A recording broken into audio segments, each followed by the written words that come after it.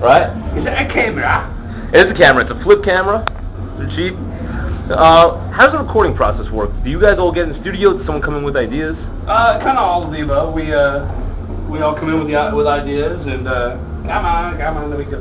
Yeah, we all come to the table with ideas and get together and just sort of hash it out like any other bands, you know. And you have a good idea of what you're going to do before you go into the studio? Hopefully, yeah, yeah. Before we go in the studio, sure. But I mean, we do pre-production, so we'll get together and write the songs and do all that stuff. You know, people bring different ideas, and then we all kind of work together, fleshing them out, figuring out, you know, how many times you want to do this or that part or blah blah blah, or does this need an extra part or fourth part or whatever.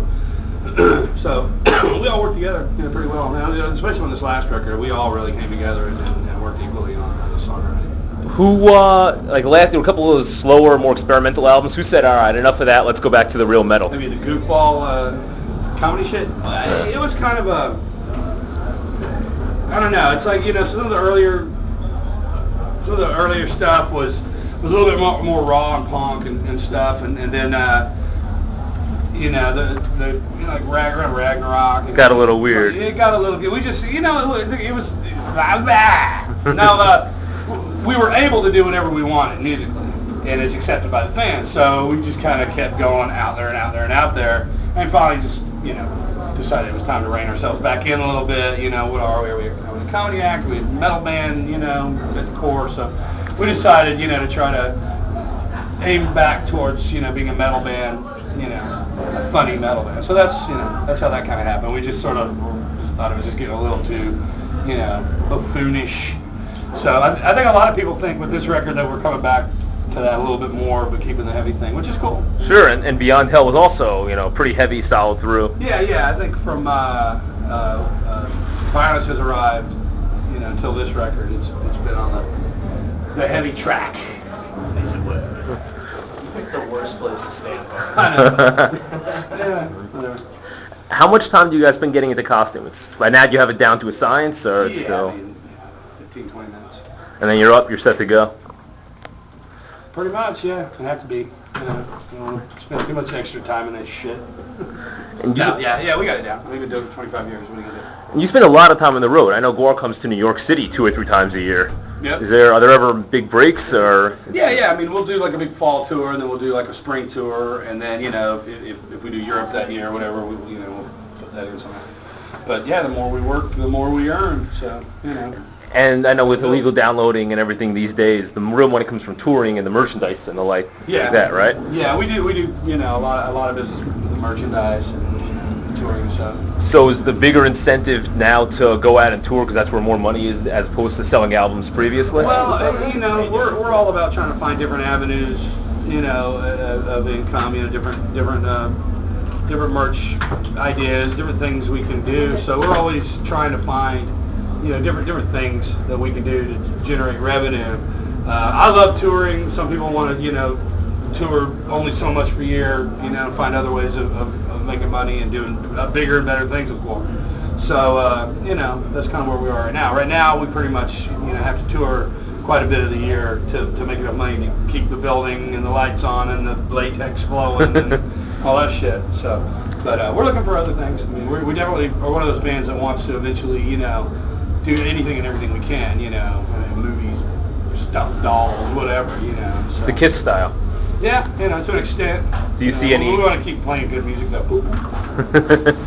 Do you foresee a Gwar coffin like, you know, Kiss has? I'm sure we'll all be in a coffin soon. You know, I mean, hey, if the opportunity came along for us to do a Gwar coffin, I'm sure we would. You know, it's just, you know, we're still part of the underground. So I mean, you know, our opportunities kind of pop up when they pop up. It's not like, you know, we have people beating down our door to do, you know, action figures and all that stuff. A lot of that stuff is so expensive to start up that it's just kind of out of our league right now. But we keep, you know, pushing and hopefully one day all this stuff will happen, you know.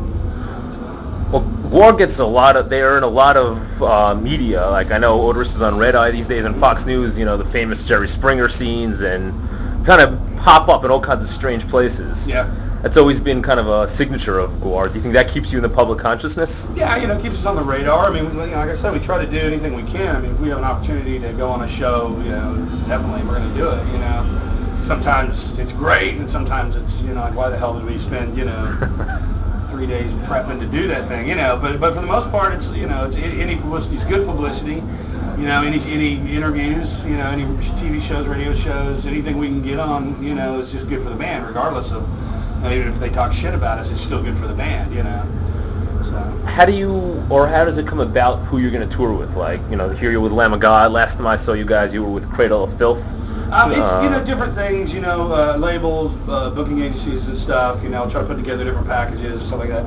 Sometimes we just decide, hey, we want to take this band, or we want to get in on that or whatever.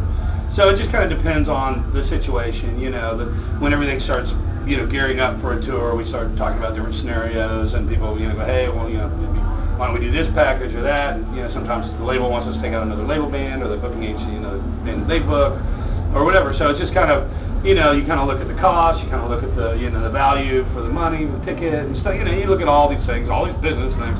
So, and in the past, I mean, we've been able to take out, bands like the Meatmen and the Dickies, punk bands that we liked, take them on the road with us, or younger bands, that no one had ever heard of. We took Lamb of God out several times, years and years ago, and it's kind of cool, they're,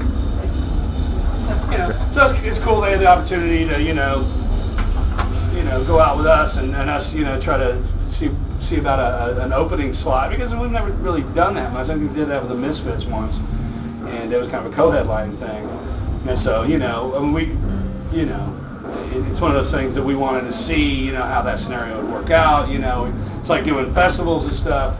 Like Sounds of the Underground? Well, yeah, and I mean, for a long time, we couldn't do stuff like that because nobody would let us on the bill, because they just figured the mess, there's no way to clean up the mess. Time to get the next bands on and stuff. We've been doing this for 25 years, and, we get on and off pretty quick, comparatively, I mean, we get off quicker than most bands that don't have shit, Is there ever... Hey! He's a raccoon boy. I'm going through some garbage. Is there ever a sense of, No. Never any sense. Never any sense of the matter? Never There ever any feedback from the band saying, "Oh, Gwar's kind of a joke band. We don't want it like." We hear that shit all the time. But we've been here for 25 years. How long have you been? It's not. It's a joke that's just not funny. No, yeah, people say that, but I mean, people say a lot of shit about a lot of shit. So whatever. The time for being getting upset about shit like that is long past. Now it's just like. Now they're actually like writing reviews of the record as if they really listen to it and know that there are songs on it. So that's good. In the past, it'd be like, the review of the record would just talk about the show and, that we weren't any good musicians. And I was like, well, you didn't mention one fucking song. How do you didn't listen to the record? But no, it's good with this record. It's people are listening to it and taking it a little bit more seriously, and it's good. Well, there's kind of a metal resurgence in the last 5 years, like the rap metal thing in the 2000 kind of killed a lot of it, and now the rap metal's died out, and you see a lot of like Lamb of God leading the charge. Yeah. Well, I think metal never went away. It's just it got watered down with all that bullshit, and the people that really are into metal and the bands that really play metal kind of stuck it out, and they may have not been visible, but I think it was always there.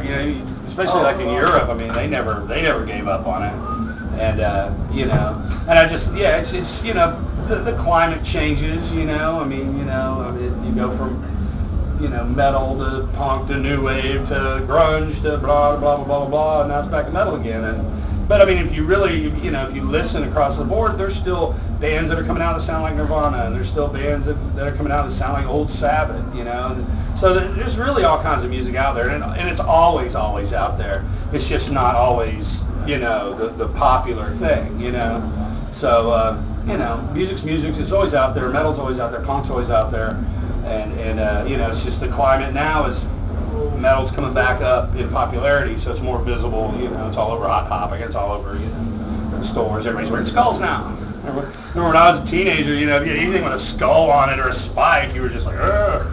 And now it's like if you don't, the most punk thing you could do now is like put on a suit, a tie or something, It's just go to Hot Topic and buy your metal uniform or whatever.